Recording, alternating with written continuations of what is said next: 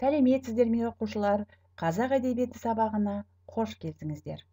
Алдымен дәптерімізді ашамыз, бүгінгі күнді жазамыз және сабақтың тақырыбын жазамыз. Сабақтың тақырыбы Ахмет Байтұрсынұлы «Адамдық диханшысы» атты өлеңі.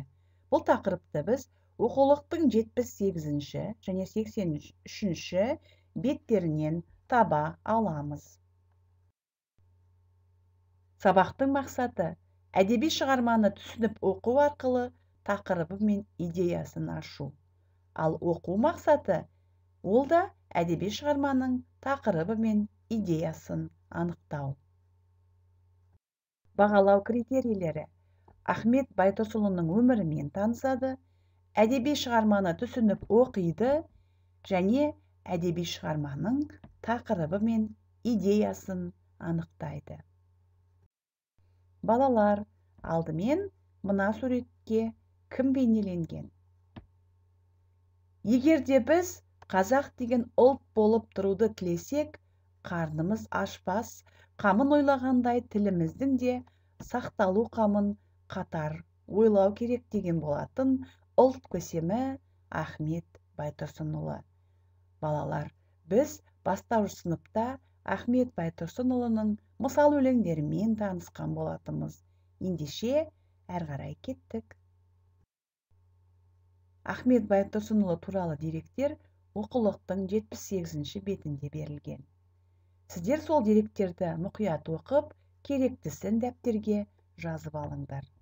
Ахмет Байтұрсынов 1873-1937 жылдар аралығында өмір сүрген. Қазақтың ақыны, әдебиет зерттеуші ғалымы, түркі танушы, публицист, педагог, аудармашы және қоғам қайраткері. Ахмет Байтұрсынов орыс мысалшысы Крыловтың мысалдарын қазақ тіліне аударған. Аудармалары 40 мысал деген атпен жинаққа шықты. Мысалдары: ала қойлар, қартайған арыстан, өгіз бен бақа, ат пен есек, қайыршы мен қыдыр, егіннің бастары және тағы басқа.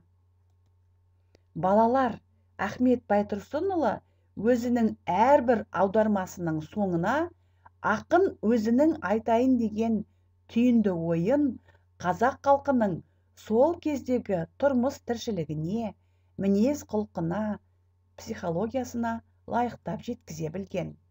Ахмет Байтұрсынұлының қаламынан туған аударма мысалдарының тақырыбы мен кейіпкерлері сан алуан болғанымен, ақынның мақсаты біреу ғана. Ол адамдарды адамгершілікке, ынтымақ бірлікке, жаман әдеттен арылуға шақырды. Балалар, оқулықтың 83-ші бетіндегі «Адамдық диханшысы» өлеңімен танысып алайық. Адамдық диханшысы қырға шықтым, көлі жоқ, көгалы жоқ, құрға шықтым. Тұқымын адамдықтың шаштым, ектім, көңілін көгертуге құл халықтың. Қор болған босқа кетіп еңбек, бейнет, құлдарға құлдықтан жоқ артық зейнет. Оттай бер жануарым екі аяқты, адамдық хайуанға қанша қажет. Жаратқан малды Құдай не керекке, мінуге, сою, соғу жүндемекке. Жорта бер қамыт киіп, қамшыңды жеп, бұйрық жоқ, ұрасың деп үндемекке. Таяққа ет үйренген қойшы жайлап, көкесек қозғалама, түрткенге айдап. Есептен алданғандай болғандар көп, жасықты асылма деп білмей қайрап. Балалар, сендер қалай ойлайсыңдар?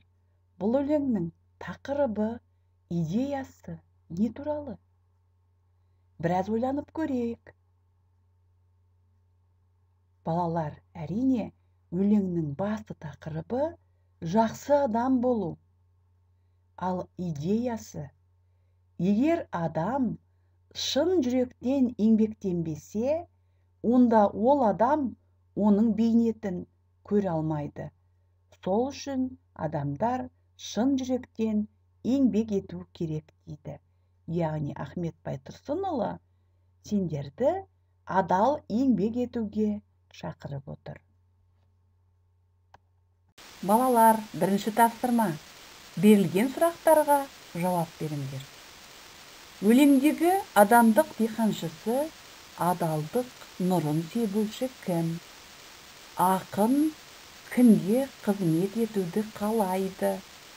Үшінші сұрақ. Адамның қандай қасиеттерін көрсетпек болған? Төртінші сұрақ. Мысал түйіні қай жолдарда берілген?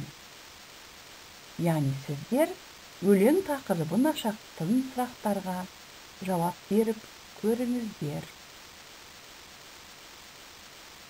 Тапсырманы орындап болсақ, өзіңді тексеріп көр. Өлеңдегі адамдық диханшысы, адалдық нұрын себуші кім? Әрине ол, балалар, Ахмет Байтұрсынов, өлеңнің авторы. Ақын кімге қызмет етуді қалайды?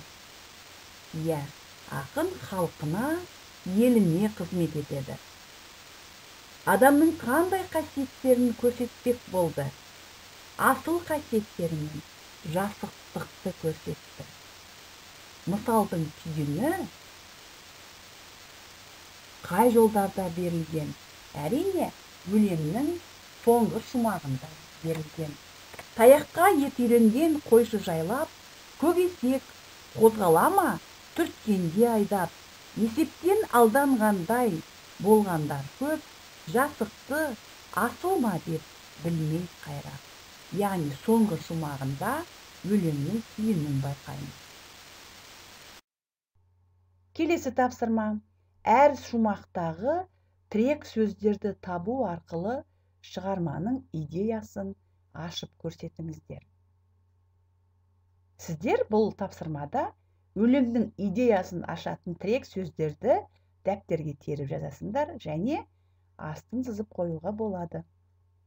Мысалы, адамдық диханшысы, тұқымын адамдықтың шаштым, ектім. Балалар, тапсырманы орындап болсақ, тексеріп көрейік. Яғни тірек сөздер адамдық диханшысы, құл халықтың, босқа кетіп еңбек, бейнет, артық зейнет, адамдық хайуанға қанша қажет, жаратқан малды Құдай, алданғандай болғандар көп дейді, жасықты асылма деп білмей қайрап деген сөздер бүгінгі өлеңнің жалпы тірек сөздері болмақ. Келесі тапсырма. Балалар, сызбаны дәптерге әдемілеп сызыңыздар. Сәйкестендіру кестесі, яғни адам бойындағы асыл қасиеттер мен жақсықтыққа тән қасиеттерді сәйкестендіресіздер. Бірінші, адам бойындағы асыл қасиеттер қайсысы? Екінші, адам бойындағы жақсықтық қайсысы? Яғни сіздер осы сызбаны дәптерге әдемілеп сызып, стрелкамен көрсете аласыздар. Әр қасиетке тән сөздерді сәйкестендіресіздер. Тапсырмамызды орындап болсақ, тексеріп көрейік. Яғни адам бойындағы асыл қасиеттер, әрине ол еңбекқорлық, адалдық, адамдық, жігерлілік, қайырымдылық, намысшылдық, кішіпейілдік. Ал жігерсіздік, ынжықтық, былжырлық, қорқақтық, намыссыздық, енжарлық, ездік қасиеттер адам бойындағы жақсықтық қасиеттер. Балалар, сіздер адам бойындағы асыл қасиеттерді ғана бойларыңызға жинай біліңіздер. Бекіту сұрақтары. Балалар, өлеңнің идеясы туралы ойларыңды попс формуласы арқылы білдіріңдер. Менің ойымша, екінші сөйлем, себебі мен оны былай түсіндіремін. Үшінші сөйлем, оны мен мына фактілермен, мысалдармен дәлелдей аламын. Соңғы сөйлем, осыған байланысты мен мынандай қорытындыға келдім. Балалар, біздің бүгінгі сабағымыз аяқталды. Келесі кездескенше сау болыңыздар.